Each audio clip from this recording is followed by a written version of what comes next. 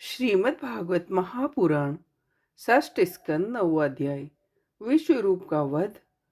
उरकासुर द्वारा देवताओं की हार और भगवान की प्रेरणा से देवताओं का दधीची ऋषि के पास जाना।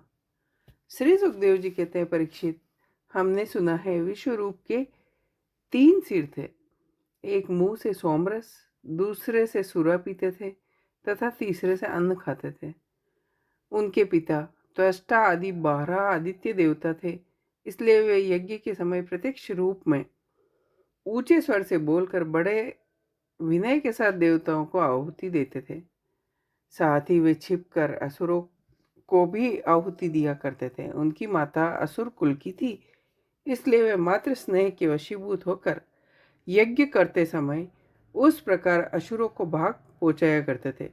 देवराज इंद्र ने देखा, इस प्रकार वे देवताओं का अपराध और धर्म की ओट में कपट कर रहे हैं। इससे इंद्र डर गए और क्रोध में भरकर उन्होंने बड़ी फुर्ती से उनके तीनों सिर काट लिए। विश्व रूप का सोमरस पीने वाला सिर पपीहा, सूरापान करने वाला गोरैया और अन्न खाने वाला तीतर हो गया। इंद्र चाहते तो विश्व रूप के वध से लगी हुई हत्या को दूर कर सकते थे, परंतु उन्होंने ऐसा करना उचित न समझा, वरन हाथ जोड़कर उसे स्वीकार कर लिया तथा 1 वर्ष तक उससे छूटने का कोई उपाय नहीं किया।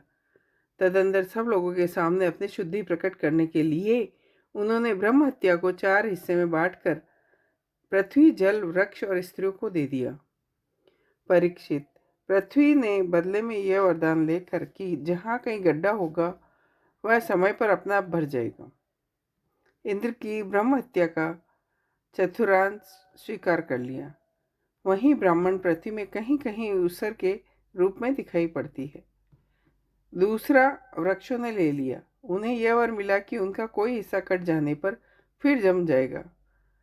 उनमें अब भी गौन के रूप में ब्रह्म हत्या दिखाई पड़ती है।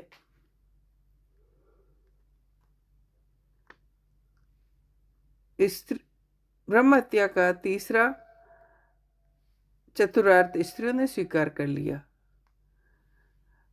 प्रत्येक महीने में रज के रूप में दिखाई पड़ती है।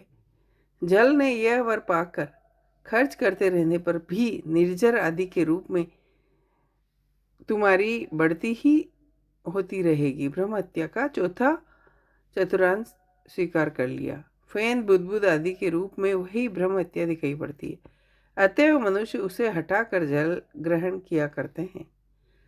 विश्व रूप की मृत्यु के बाद उनके पिता त्वष्टा, हे इंद्र शस्त्रों, तुम्हारी अभिप्रति हो, शीघ्र से शीघ्र तुम अपने शत्रु को मार डालो।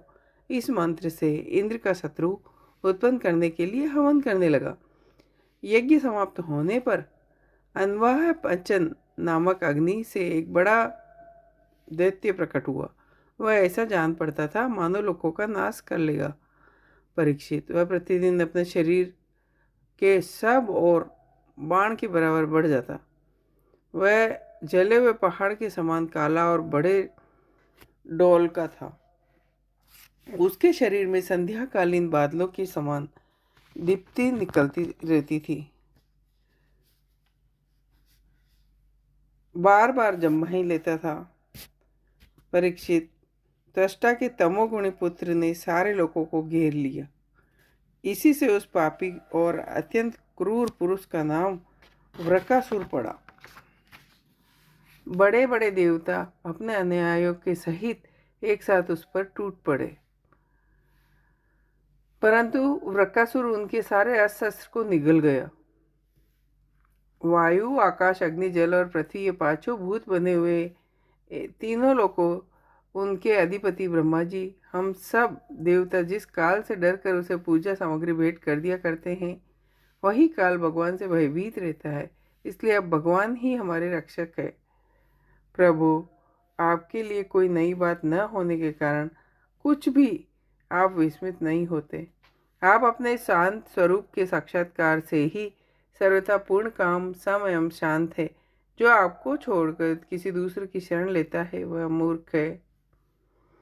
प्राचीन काल में प्रचंड पवन के थपोड़ों से उठी हुई उताल तरंगों की गर्जना के कारण ब्रह्मा जी भगवान के नाभि कमल के अत्यंत भयानक प्रलयकालीन जल में गिर पड़े थे। यद्यपि वे असहाय थे, तथापि जिनकी कृपा से उन विपत्ति से बच सके, वे भगवान हमें इस संकट से पार करे।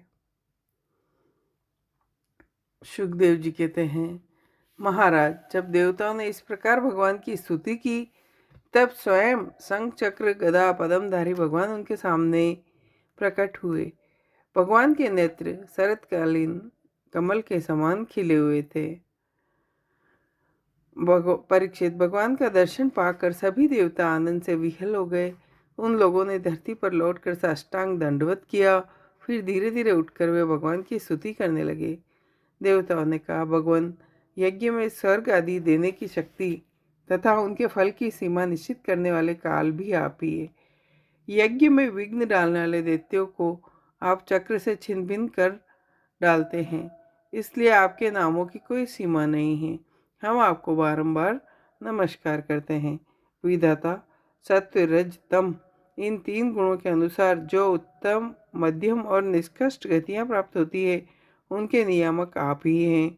आपके परम पद का वास्तविक स्वरूप इस कार्य रूप जगत का कोई आधुनिक प्राणी नहीं कहा जा सकता।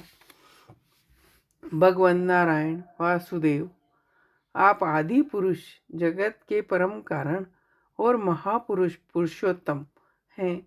आपकी महिमा असीम है। आप परम मंगलमय, परम कल्याण स्वरूप और परम दयालु है। आप ही सारे जगत के आधार एवं अद्वितीय है। केवल आप ही सारे जगत के स्वामी हैं। आप सर्वेश्वर है।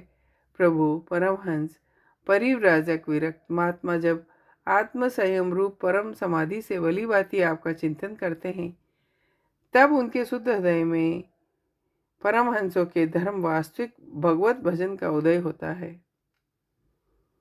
भगवान, आपकी लीला का रहस्य जानना बड़ा कठिन है। भगवान, हम लोग यह बात भी ठीक ठीक नहीं समझ पाते कि सृष्टि कर्म में आप देवदत्त आदि किसी व्यक्ति के समान गुणों के कार्य रूप इस जगत में जीव रूप से प्रकट हो जाते हैं। हम तो यह समझते हैं, यदि आप में ये दोनों बातें रहें तो कोई विरोध नहीं, क्योंकि आप स्वयं भगवान हैं। आपके गुण अगणित है, महिमा अगाध है और आप सर्वशक्तिमान हैं।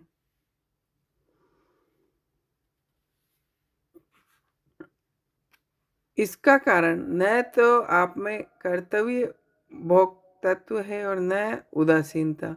आप तो दोनों से विलक्षण अनिर्वचनीय हैं।